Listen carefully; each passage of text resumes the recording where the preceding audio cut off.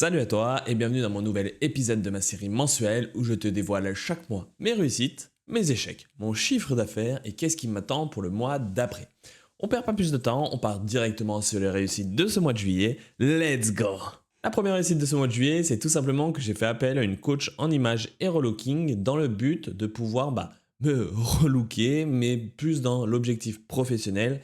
C'est-à-dire vu que je veux m'adresser plus à des TPE, des PME, généralement, les endroits où je vais les rencontrer, ça sera des soirées réseau et donc plus, on va dire, huppé que les standards qu'on peut retrouver avec des indépendants, comme autour d'un verre dans un bar. Et du coup, voilà, c'était l'objectif, c'était vraiment me relooker pour que je puisse avoir donc des tenues en adéquation aux différents types d'événements que je vais avoir, dans lesquels je vais participer, mais aussi voir les couleurs qui me vont en fonction de ma colorimétrie, de mon visage et de ma corpulence, etc., etc. Donc voilà, ça c'était la première réussite de ce mois de juillet. C'est vraiment une idée de passer un step dans ma tête, mais aussi dans ma manière d'être et dans ma manière de me voir et d'être vu. On continue avec un nouveau projet qui est arrivé. Donc ce client-là, je l'ai rencontré donc il y a à peu près 2 mois, mais il y a eu des temps qui sont passés entre le fait de pouvoir signer. Il y avait d'autres choses qui sont rentrées dans les tuyaux et du coup ça a pris pas mal de temps avant que ça se commence et que ça signe.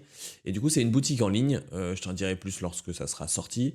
J'espère que ça va sortir du courant août, peut-être début septembre. On verra en fonction de la réactivité des deux côtés. On continue avec deux sites mis en ligne ce mois de juillet. Tout simplement, c'est le premier site, je crois que je t'en avais parlé dans le bilan précédent.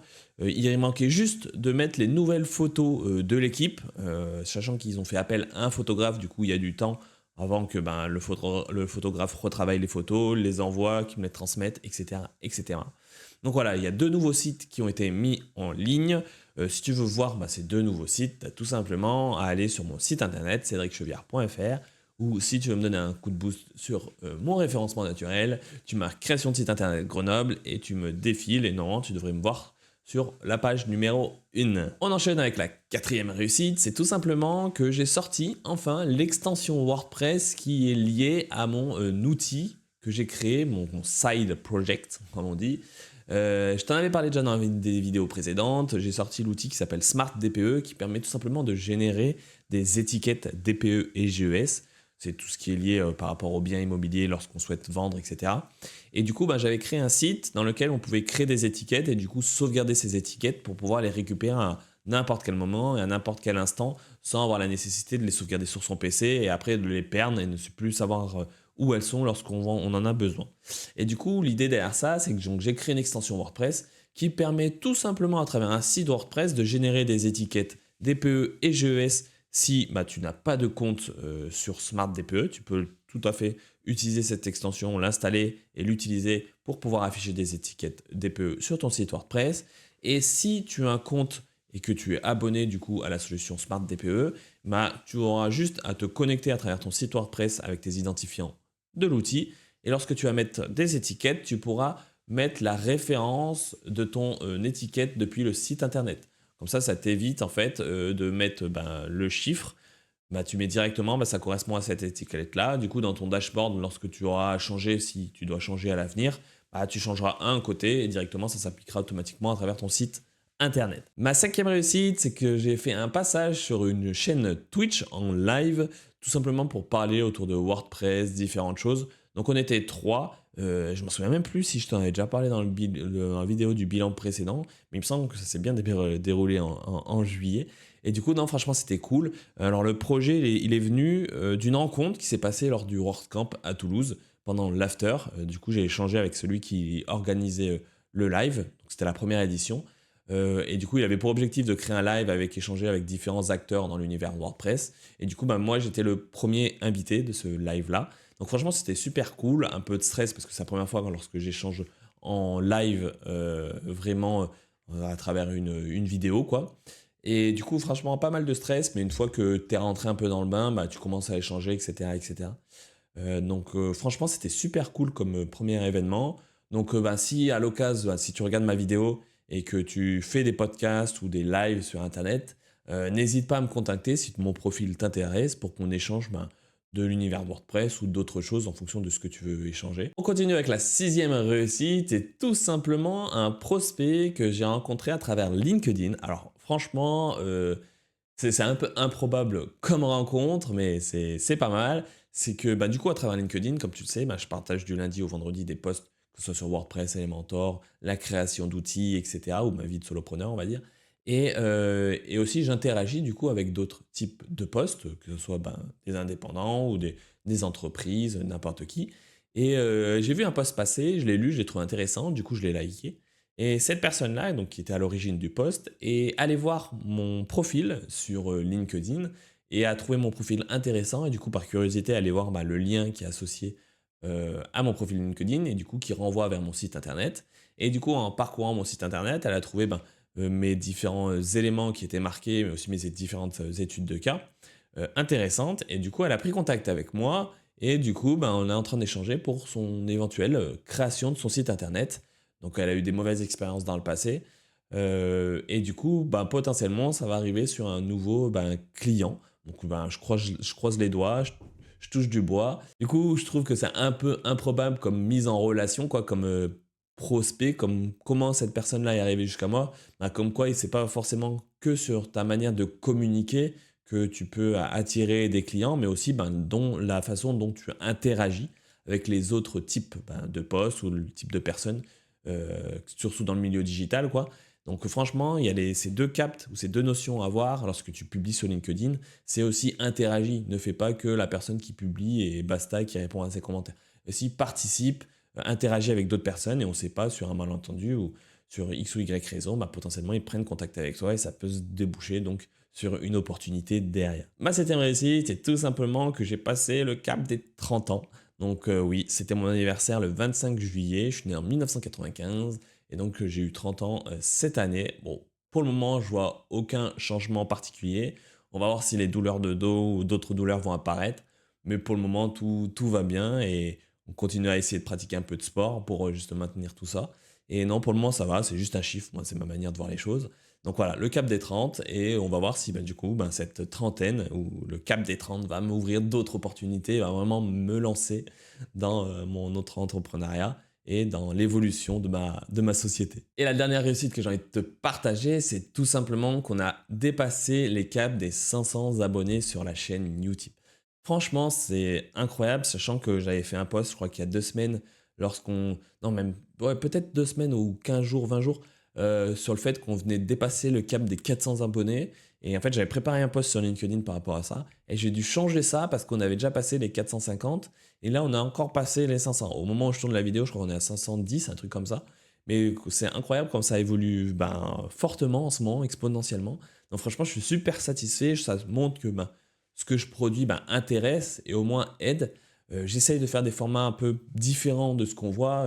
On est plus dans vouloir créer des formats courts, qu'on ait tout de suite l'information, les réponses, etc. Mais je trouve que des fois, par moment, dans des vidéos ou dans des explications, des tutos, on ne pousse pas les choses assez loin, profond. Et du coup, on peut manquer des petites subtilités et des petites connaissances qui pourraient tout simplement faire la différence. Donc voilà, c'est pour ça que mes vidéos, j'ai du mal à les faire courtes parce que j'essaye d'expliquer vraiment le concret, aller en profondeur, vraiment tout pour que tu saches vraiment tout par rapport au sujet que tu es en train de regarder et que tu n'aies pas besoin de regarder une autre vidéo ou regarder sur Internet, etc. etc. Voilà, l'objectif, c'est vraiment ça derrière. Et du coup, pour ces caps des 500 abonnés, je me suis dit, pourquoi pas faire une FAQ sur ma chaîne YouTube. L'idée, c'est tout simplement que c'est la première fois que je fais ça comme type de vidéo, on va dire. Et peut-être que je ne vais pas la faire en fonction des retours que je vais avoir. Et voilà, l'idée, c'est que si tu as des questions, que ce soit sur WordPress, ma vie de solopreneur, comment j'évolue, quelles sont ma vision des choses, que ce soit WordPress, Elementor, le référencement naturel, ma vie de solopreneur, n'importe quoi, et me poser des questions. Tu peux me les poser directement à travers les commentaires de cette vidéo. Sinon, je ne sais pas trop comment poser des questions autrement. Si tu as une idée aussi, dis-le moi en commentaire, j'en prendrai note. On enchaîne maintenant avec la partie sur les échecs.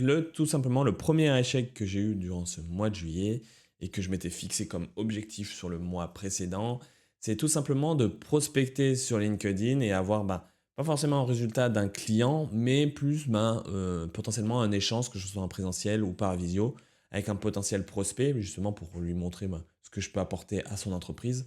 Et pour le moment, c'est un peu le néant par rapport à ça.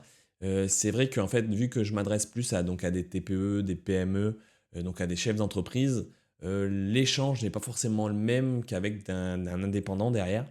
Et du coup, les manières dont j'appliquais ou je faisais les choses étaient peut-être moins cash ou moins directes. Du coup, pour moi, un chef d'entreprise n'a pas forcément le temps de répondre à n'importe qui à travers LinkedIn, etc.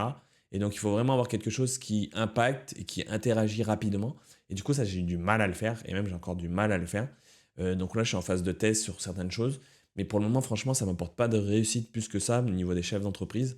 Donc, je ne sais pas encore quoi penser par rapport à ça. Est-ce que c'est plutôt limité si on souhaite s'adresser donc à vraiment des chefs d'entreprise, d'entreprises comme des TPE, des PME, voire plus. Est-ce que ça se limite juste plutôt à du présentiel, vraiment en réel, que les choses peuvent se faire. Donc je vais continuer. Si tu as des astuces aussi par rapport à ça, des tips, n'hésite pas aussi à me les dire en commentaire. Franchement, ça serait ravi de pouvoir lire ça et pourquoi pas mettre en pratique. On continue avec un deuxième échec, c'est que j'étais refusé dans un réseau. Alors c'est pas un réseau BNI, c'était une soirée réseau. Tout simplement, en fait, j'ai vu un événement passer où je crois qu'on me l'a envoyé. Et du coup, j'ai voulu m'inscrire et en fait, c'était une soirée tenue blanche. C'était pour fêter la fin, on va dire, de la saison ou la fin de l'été, quoi. Et du coup, je me suis inscrit sur Internet et j'avais pas vu qu'en bas, c'était marqué interdit aux agences de com. Parce que c'était une personne qui fait de l'agence de com qui créait ça qui a créé l'événement. Sauf que moi, je me considère pas du tout comme une agence de com. C'est-à-dire que mon but, c'est pas forcément de faire gagner en visibilité ou faire de la communication derrière. Moi, c'est vraiment créer un site internet qui peut faire bien sûr de la com, mais l'objectif, dans un premier temps, c'est vraiment faire gagner du temps à l'entreprise derrière et créer une sorte d'outil vraiment à l'usage, que ça soit vraiment cool et facile à utiliser pour l'entreprise. Donc, il n'y a pas forcément que la notion de com, même si je peux l'intégrer. Et du coup, je me suis inscrit et j'ai été refusé. Au final, je ne suis pas allé parce que du coup, on m'a refusé, donc c'est pas dans ma manière d'être de forcer les choses. Tu m'as refusé, tu m'as refusé.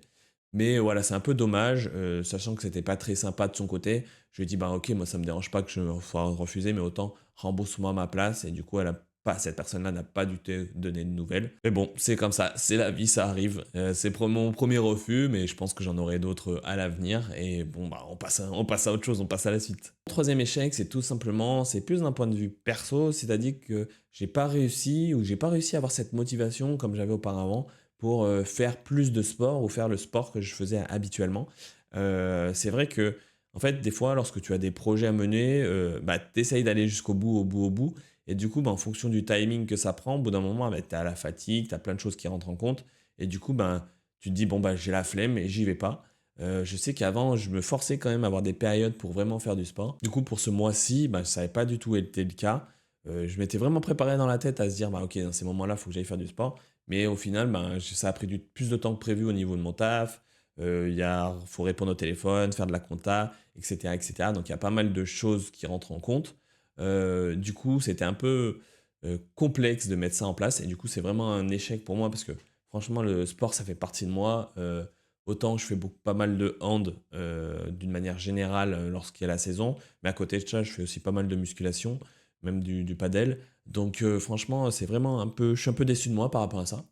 Mais bon, ça, je pense que ça va revenir facilement. Maintenant, on enchaîne avec les objectifs pour ce mois d'août. Tout simplement, le premier objectif, et comme chaque mois, et je le répète à chaque fois, parce que franchement, c'est ça qui te permet de faire vivre et de faire grossir ton entreprise, c'est tout simplement de trouver un nouveau client.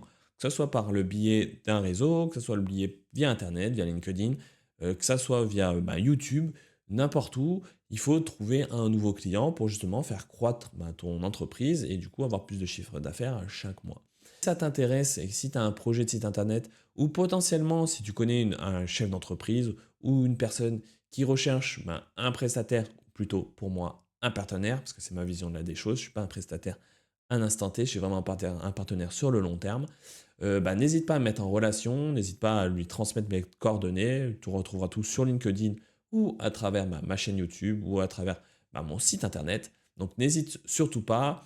Ou si tu as besoin aussi, ça c'est des choses que je vais mettre de plus en plus en place, je pense, c'est du coaching one-one sur Elementor. Alors pour le moment, j'ai pas forcément la formule, mais ça sera à l'heure. Pour le prix, ça sera, je sais pas encore, j'ai pas trop réfléchi à ça. Donc les premiers qui vont arriver auront du coup ben, plus de avantages que ceux qui vont arriver lorsque l'offre sera bien définie. Mais l'idée, c'est vraiment bah, répondre à toutes tes questions autour de WordPress ou Elementor. Donc vous avez vraiment 1 heure de coaching en one-one. Il n'y a pas forcément de format type, il n'y a pas de bah, tu vas apprendre ça, ça, ça. En fait, l'idée, c'est tu as tes questions, tu as tes problématiques, bah, je te rapporte les réponses pour justement t'aiguiller ou peut-être vraiment te donner des réponses vraiment dans le concret pour que tu passes une étape d'après. Et sinon, si tu as d'autres problématiques plutôt sur ton site internet, des petits trucs qui ne vont pas, etc., n'hésite pas à prendre rendez-vous avec moi ou à travers mon site internet pour justement échanger avec moi. Ça aussi, j'aime bien. Après, ça dépend de ma disponibilité par rapport à ça mais j'aime bien aussi donner des coups de main par-ci par-là. C'est toujours sympa de se rendre service. Mon deuxième objectif, c'est aussi préparer la rentrée. Parce qu'on est, on est tous d'accord que ce mois d'août, au niveau des réseaux, au niveau de différentes choses, c'est quand même plus calme qu'avant la période estivale. Et du coup, l'idée là, c'est ben, commencer à lister et commencer à faire mon planning pour septembre à la rentrée pour voir les différents événements qu'il peut y avoir et qu'il va y avoir. Comme ça, ben, tout est carré, tout est structuré, tout est planifié. Et comme ça, je sais que ben, les différents événements qui vont arriver à l'avenir et que potentiellement, ben, je pourrais échanger avec différents ben, chefs d'entreprise. On continue avec le troisième objectif. Là, c'est vraiment plus de la prévisualisation, c'est-à-dire ben, me fixer, ou pas me fixer, mais avoir une ligne directrice pour me dire, OK, ben, l'année prochaine, tu vas faire ça, l'année d'après, tu vas faire ça. Avoir quelque chose, une trame directrice pendant 2 ans. Là, franchement, pour être transparent avec toi, par rapport, bah, de toute façon, je pense que tu le suis au quotidien, parce que tu vois mon chiffre d'affaires chaque mois passé. Là, je suis déjà à la limite du seuil pour justement être au-delà du statut micro-entrepreneur. Du coup, l'idée, là, c'est vraiment réfléchir sur ben, le long terme, c'est-à-dire ben, potentiellement changer de type de société, devenir par exemple soit une SASU, soit une EURL. Et donc, voilà, l'idée, c'est vraiment de se projeter à l'avenir. Donc là, en ce moment, je fais pas mal d'échanges avec ben, des experts comptables, je regarde sur Internet, différentes choses, je me renseigne pour voir ben, comment je peux faire évoluer mon entreprise pour justement ben, qu'il y ait un axe directeur ben, pour les 2 ans qui arrivent, mais aussi ben, que ça me corresponde. Moi, l'objectif, en fait, il y a plusieurs choses qui rentrent en compte. C'est que mon objectif, c'est du coup, comme je te le dis et je te le répète, c'est de m'adresser à des chefs d'entreprise, de TPE, PME, etc. Et du coup, pour ce type d'entreprise, généralement, les indépendants en micro sont pas mal vus, mais sont moins considérés que des entreprises qui sont soit en SASU, soit en URL, ou soit SaaS, etc., mais qui ont un capital derrière. Ça montre plus de la confiance et que bah, ça montre que l'entreprise n'est pas là juste pour faire bah, une entreprise et du jour au lendemain, elle a disparu. Non, vraiment, l'idée, c'est montrer patte blanche, je crois que c'est comme ça qu'on dit, pour justement bah, montrer que ben, on est une vraie entreprise et on souhaite évoluer. Et du coup, ben, vous pouvez nous faire confiance en tant que grosse entreprise qui recherche un prestataire pour la création ou la refonte de son site internet. Donc franchement, il y a une réflexion par rapport à ça. Je suis aussi tout ouvert par rapport à toutes les recommandations par rapport à ça. Moi, pour le moment, j'ai pas du tout défini quelque chose. Pour le moment, potentiellement, ce qui me vient en tête, c'est potentiellement faire 2 années de pleine en tant que freelance. Vraiment, bah, ok, je dépasse le seuil 2 années de suite, bah tant pis. Mais à la troisième année, là, je change de statut pour devenir une vraie entreprise. Ça, c'est une première possibilité. Une deuxième possibilité, c'est que là, actuellement, je vais être en fin de CSP. Comme je te l'avais dit, j'étais licencié économiquement. Et du coup, il me reste encore 6 mois de chômage. Donc potentiellement, je peux passer aussi en SASU pour toucher 100% de mon ARE et justement faire de la trésor à côté en mode SASU. Donc voilà, il y a différents éléments. Je suis en train de regarder les pour et les contre. Je suis en train de faire un échange avec un expert comptable. Je pense que ça sera clair vraiment fin août. Donc potentiellement, n'hésite pas à t'abonner à la chaîne bah, pour suivre par rapport à cette évolution que je souhaite mettre en place pour l'avenir. Donc n'hésite pas à t'abonner si tu veux être au courant de tout ça. Et je pense que j'aurai une solution d'ici fin août, même si peut-être que j'aurai une solution, et ça ne s'appliquera pas à cette année 2025, mais potentiellement plutôt début 2026. Tout est à voir, on verra comment ça avance. C'est dans le sujet, c'est dans le pipe du jour. Et mon dernier objectif, c'est de finaliser un outil que je suis en train de préparer. C'est un outil qui va permettre à mes clients et à moi de suivre l'évolution des différents projets que je suis en train de mener ou que nous sommes en train de mener et aussi potentiellement à chacun de mes clients d'avoir un endroit pour remonter les différents bugs, pour éviter que ça soit par mail ou par autre chose. Du coup, on ne sait plus le mail qui est envoyé, il faut le retrouver, etc. Donc voilà, je suis vraiment en train de créer un espace client pour tous mes clients pour justement que mes clients puissent remonter ou potentiellement créer ou me partager des nouveaux projets. Comme ça, ce sera plus simple de communiquer. Il y aura une trace de tout derrière. Donc voilà, c'est un outil que je suis en train de mettre en place. Ça sera fait d'ici fin août. Je ne sais pas si je t'en ferai une vidéo vraiment dédiée par rapport à ça, parce que c'est plutôt un outil interne. Mais en tout cas, si ça t'intéresse, si tu veux échanger par rapport à ça, si tu as des questions, n'hésite pas à me les dire en commentaire ou tu me dis et on échange par rapport à ça. Mais l'idée, c'est vraiment en fait de créer un outil qui justement montre que je suis vraiment professionnel et que j'ai un objectif derrière. C'est pas de juste faire un site internet et se dire basta. C'est vraiment de mener, de structurer, d'accompagner tout au long de vie de la société, son entreprise. Après, si elle veut partir, elle peut partir. Moi, je suis pas en mode tu mets un couteau sur la gorge, tu restes 3 ans, je te fais signer un contrat de 3 ans. Non, c'est pas du tout ma manière de fonctionner, ma manière d'être. Et du coup, l'idée, c'est juste tant que tu veux être accompagné par moi, j'essaie de te proposer les solutions les mieux ou les plus adaptées selon moi pour toi et ton ou tes projets. On enchaîne avec la partie la plus attendue de la vidéo, c'est mon chiffre d'affaires.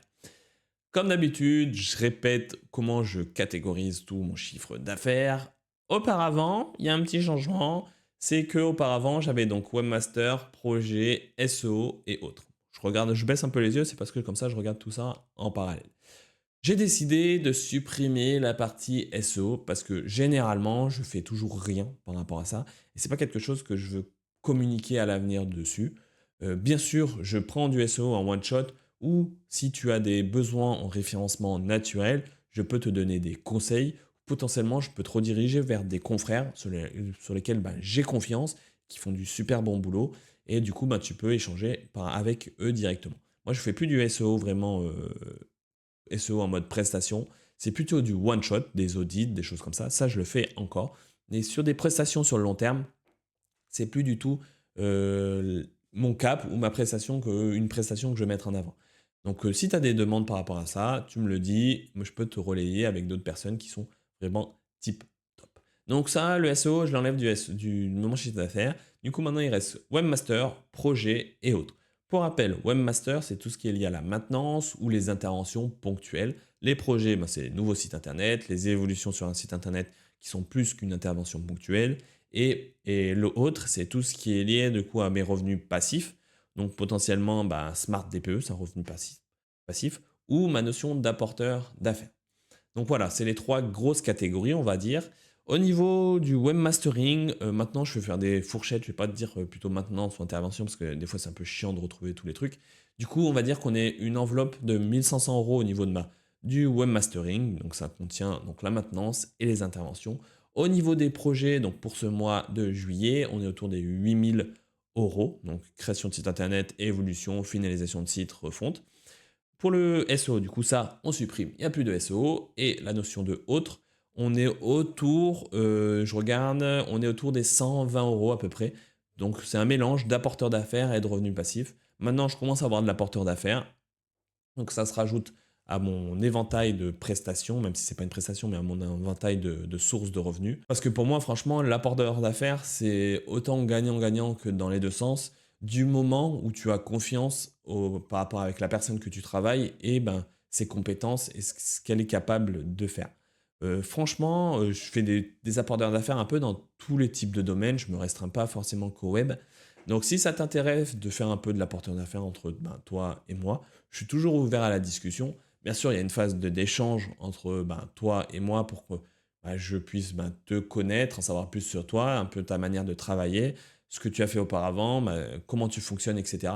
Parce que je ne veux pas mettre en avant ou dire je te recommande cette personne si je ne suis pas du tout au courant de ce qu'elle fait ou c'est pas juste genre en mode comme les personnes peuvent faire penser ou utiliser à travers les codes promo ou les codes d'affiliation. Généralement, les personnes-là n'utilisent pas forcément l'outil vraiment à 100% de leur potentiel. Ils ont juste une opportunité d'avoir un code d'affiliation et du coup, ils changent d'outil pour passer sur cet outil-là pour te proposer un code. C'est un peu ma manière de voir les choses par rapport à ça.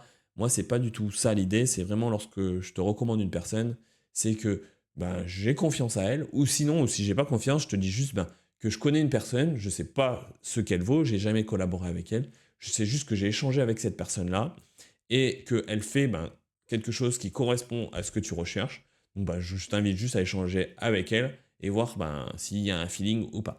Mais au moins, je suis transparent avec toi, je suis cash et je te dirai jamais ça c'est 100% blanc, ça c'est 100% noir. Non, franchement, c'est pas ma manière de voir les choses. Il y a toujours des inconvénients à chaque fois, il y a toujours des manières d'être, de fonctionner qui sont vraiment différentes. Et je sais que par exemple, bah, en fonction de ton projet, je vais peut-être pas recommander la même personne dans un endroit ou un autre endroit, quoi, parce que ça dépend vraiment du projet. Du coup, au final, pour faire simple, sur ce mois de juillet, on est aux alentours des 9 500 € hors taxe, bien sûr. Alors, je ne l'ai pas précisé, mais c'est du hors taxe. Donc, c'est bien, c'est au-delà de ce que je m'étais fixé pour ce mois de juillet, sachant que comme je te l'ai dit, mon objectif, c'est de faire 25K par trimestre, j'allais dire par mois, mais pas du tout, par trimestre, pour avoir 25, 25, 25, 25, pour faire 100K à l'année. Donc voilà mon objectif. Donc là, j'ai fait donc 9500. Donc franchement, c'est tip top, ça avance, ça même plus au-delà. Donc ça permet de compenser potentiellement le mois d'août qui peut être ben, plus calme en fonction des projets qui vont rentrer. Et quand je dis pas mal, c'est pas pour dénigrer cette valeur-là, parce que c'est un chiffre qui est quand même assez énorme, mais c'est juste corrélé par rapport à ma vision des choses et à mon objectif. Toi, si ton objectif, c'est de faire, bah, je sais pas, moins 40K à l'année, bah, si tu fais, ben, je sais pas, 1000 ou 2000, bah, ça correspond à ton projet. Je pense que ça, c'est une manière de voir les choses et de penser les choses qui sont différentes d'une personne à l'autre. C'est pas pour ben, je veux plus de fric, je veux plus de fric, c'est pas ça l'idée. C'est juste, ben, en fait, j'ai un objectif, et après, ben, si je remplis cet objectif, ben, j'aurai d'autres objectifs. C'est tout simplement, moi, j'aime bien comparer ça à la musculation, par exemple. C'est-à-dire, ben, lorsque tu commences, ben, tu débutes. Donc, ton objectif, c'est de te dire, ben, OK, au développé couché, je veux soulever 40. Ben, tu arrives à ces 40, mais ça ne va pas arriver du jour au lendemain. Ça va prendre du temps, l'entraînement, etc. Et une fois que tu as atteint les 40, ben, là, tu te fixes un autre objectif, ben, 50, 60, etc., etc. Et du coup, tu continues progressivement jusqu'à évoluer et prendre ben, la forme et l'apparence que tu veux prendre. Et du coup, ben, l'idée par rapport à mon entreprise, moi, je vois exactement ça de la même manière. Je me suis fixé un objectif. Après, si je ne le remplis pas, bah, je peux le diminuer, parce que bah, c'est ça la vie. Hein, il y a des aléas, tu te fais des objectifs, tu les remplis pas, bah, du coup, tu t'adaptes. Mais au moins, se fixer des objectifs, ça te permet d'avoir une ligne directrice et de ne pas nager à l'aveugle, quoi. C'est vraiment te dire, bah, ok, bah, j'ai fait ça, ok, j'ai fait le taf. Donc, qu'est-ce que j'ai fait à côté qui a été le petit plus par rapport au mois précédent? Et tu essayes d'adapter comme ça jusqu'à obtenir bah, ce que tu as envie d'obtenir. Maintenant, on continue avec la partie sur qu'est-ce qu'il y a dans mon pipe pour le mois d'août. Pour le moment, c'est assez calme à part des différents projets que j'ai encore en parallèle.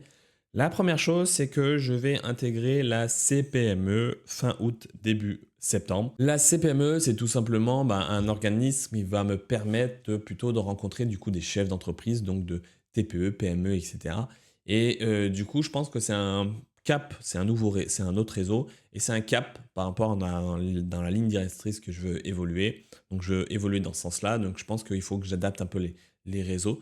C'est pas pour autant que j'abandonne ou je délaisse les autres réseaux parce que je suis toujours présent. Allez, après, potentiellement, il faudra faire un choix à l'avenir. Est-ce que ben, tu veux faire des réseaux qui correspondent plus en mode ben, où tes clients sont ou si tu veux faire des réseaux en mode plus chill où là, tu es plus en mode échange. Je sais que moi, je vais avoir les deux.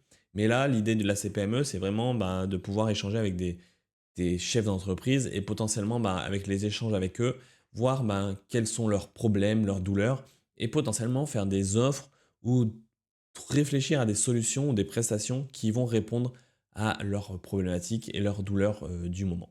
Donc voilà, l'intégration à la CPME, c'est prévu fin août, début septembre.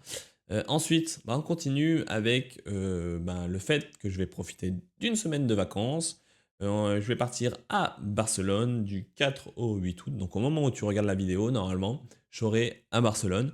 Tout simplement, là, je te tourne la vidéo, on est juste la semaine avant. On est le vendredi 1er août au moment où je tourne cette vidéo. Donc j'ai bien attendu la fin du mois de juillet pour te faire un état des lieux de tout. Et du coup, ben, du 4 au 8 août, 4 au 8 août, je vais être donc en vacances et je vais profiter, ça fait du bien, ça fait longtemps que je ne suis pas parti en vacances. On va profiter du soleil, on va bien manger et puis voilà. Et la dernière chose qu'il y a au niveau de mon pipe, c'est, je te l'ai dit au début, pas au début de la vidéo, mais pendant la vidéo, c'est que j'arrive à la fin de mon CSP, donc j'aurai bientôt plus de chômage qui va arriver. Donc il faut que je vois ce qui est possible de faire, parce qu'il me reste à peu près 6 mois d'ARE. Donc voir les meilleures solutions qui s'offrent à moi par rapport à ça. Donc c'est une chose qu'il faut que je regarde. Et du coup, ben, l'autre chose aussi, ben, je t'en ai parlé juste avant, mais c'est un peu comme l'objectif, c'est voir qu'est-ce qui est le mieux pour moi au niveau du statut d'entreprise. Est-ce que je reste freelance en mode micro? Est-ce que je change en société, SASU, URL, etc., etc. Donc, affaire à suivre par rapport à ça. Et voilà, on arrive à la fin de ce bilan du mois de juillet. Comme d'habitude, j'ai voulu être transparent à travers ce bilan-là. Normalement, je t'ai tout dévoilé. Je crois que j'ai rien oublié. Si tu as des questions, quoi que ce soit, n'hésite pas à me les dire en commentaire, que ce soit sur ma vie de solopreneur, comment je vois les choses, Elementor, WordPress, etc. Bah, tu sais un peu la routine de mes questions. Donc n'hésite pas à me les mettre en commentaire. Et comme je l'ai dit, l'idée c'est toujours d'être sans bullshit, transparent avec toi, vraiment te montrer les hauts, les bas, même si j'ai plus de hauts que de bas. Mais à un moment donné, il va y avoir certainement plus de bas qui vont arriver parce que c'est un peu le yo-yo, la vie d'un entrepreneur. Donc j'essaye de bien rendre les choses carrées et de planifier tout en avance pour justement limiter tout ça. C'est pour ça que il n'y a pas forcément de points négatifs parce que j'essaye de bien structurer. Et sinon, si tu as apprécié ce format-là, n'hésite pas à mettre un petit like sous la vidéo, ça l'aide pour son référencement et ça me donne aussi beaucoup de force au quotidien. Si tu as des questions, comme je te l'ai dit, en commentaire, n'hésite pas. Et sinon, n'hésite pas aussi à t'abonner à la chaîne pour suivre les prochains bilans de mon aventure en tant que solopreneur ou sinon aussi mes différents tutos que je peux sortir sur ma chaîne YouTube à travers WordPress, Elementor, référencement naturel, etc. etc. Et sinon, je te dis à bientôt pour une nouvelle vidéo. Ciao, bye bye.